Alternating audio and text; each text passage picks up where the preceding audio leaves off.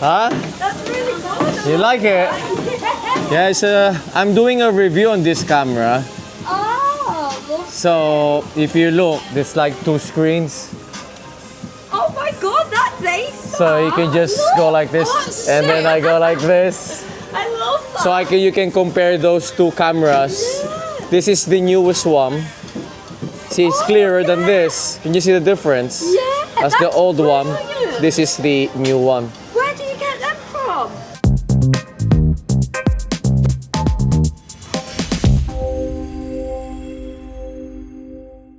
Malamig na naman ang simoy ng hangin. Isa lang ibig sabihin yan, malapit ng Pasko. At dahil malapit na ang Pasko, nag-iisip ka kung anong camera ang iririgalo mo sa sarili mo. Osmo Action 6 or Osmo Action 5 Pro. Pero medyo nagdududa ka, hindi mo alam kung ano sa dalawa pipiliin mo dahil iniisip mo yung low light.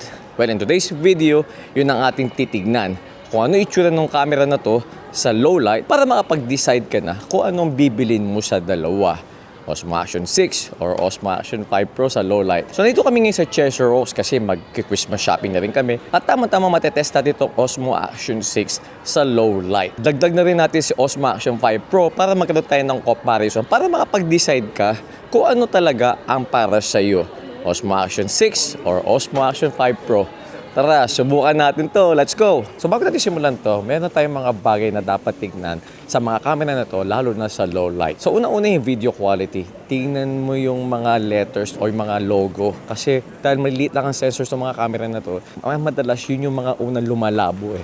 Yung mga letters at saka yung logo. So doon mo makikita kung gaano kaganda ang quality ng video ng camera na to. Pangalawa, tingnan mo rin yung mga Christmas lights, yung mga ilaw na makikita mo. Kasi madalas dahil maliit nga lang ang sensor sa mga camera na to, makakakita ka ng mga jitters. Pero dahil bago ang sensor ng Osmo Action 6, medyo nabawasan na raw itong jitters na to. Hindi mo talaga maiwasan yung jitters na yun. Pero mas maganda sana is minimal lang siya. Lalo na pag naglalakad ka, makikita mo yun. So pay attention yung mga jitters na yun. So yun yung mga dalawang bagay na dapat mong tignan habang pinanonood mo tong video na to. Yung mga logo, yung mga letters, at saka yung mga jitters sa mga ilaw pag naglalakad ako or pag walking videos. Yun yung mga titingnan natin today. O yan, tara, tuloy natin ang ating pasyal.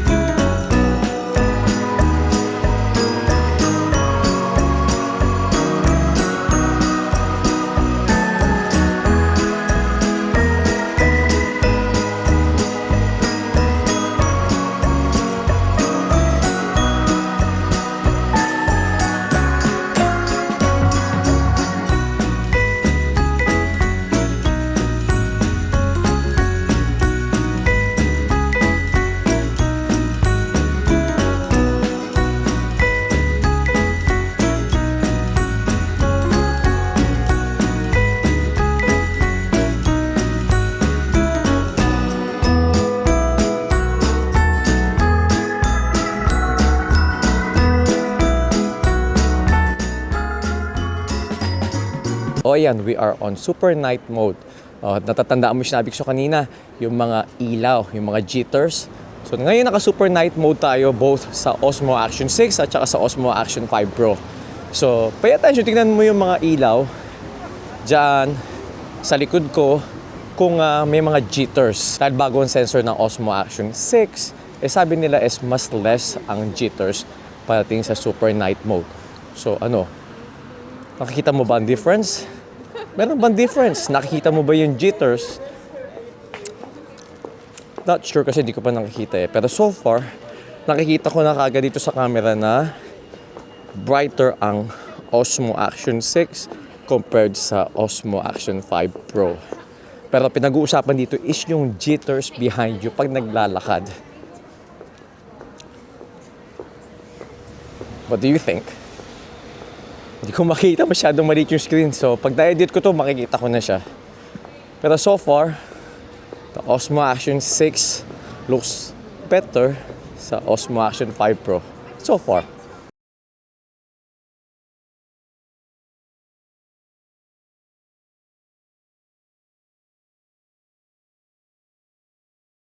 So this is how it looks like sa super night mode kung yung ilaw ay nasa likod mo.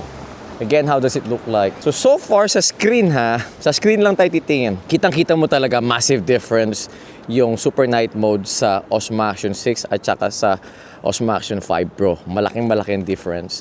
So minsan kasi pag inedit mo na nilagay mo na sa computer mo, doon mo nakita yung difference o may pagkakaiba ba. Pero sa screen, kung titignan mo, malaking difference. Parang din sa kulay, iba rin ang parang dito sa Osmo Action 4, parang dito sa Osmo Action 5 Pro, parang medyo nasa greenish side siya.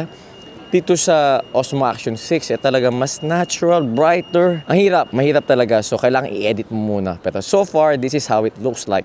Sa super night mode, I'm using 4K 30 frames per second, rock steady on. Tapos, ano pa ba? D-warp. D-warp tayo. So, D-warp tayo, hindi tayo naka-wide. So, this is how it looks like. Super night mode with background light. Ganda nitong reindeer na to. Pasko na talaga, lamig. Grabe.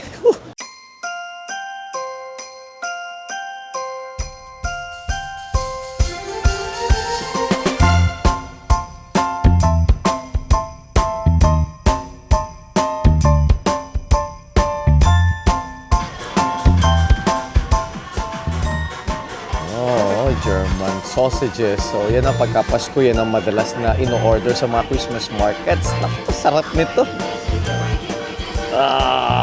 Let's go! Let's go! Oh, please don't fall. Please don't fall. Please don't fall. Please don't fall.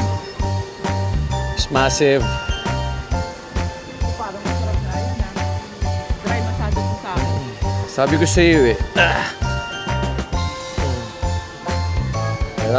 Yan na. Look at it. Bite ka, tinan mo. Can I have a bite of that? Yeah, of course. Is it What do you spicy? think? Is it good? Always good. It's always good. Ako naman. Alam mo, masarap dito pagka malamig. Kaya sobrang lamig, tas kakain ka nito. Dry masyado.